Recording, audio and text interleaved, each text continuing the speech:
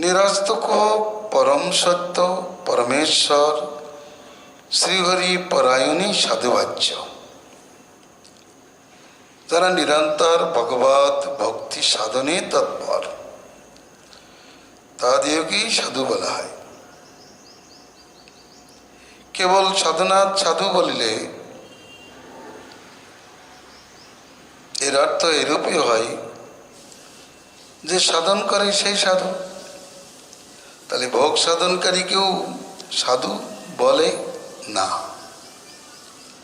ভোগ সাধনকারীকে ভোগী বলে, যোগ সাধনকারীকে যোগী বলে, জ্ঞান সাধনকারীকে জ্ঞানী বলে, তপ সাধনকারীকে তপস্বী বলে। পরন্তু সাধু সংজ্ঞা হলো কিভাবে?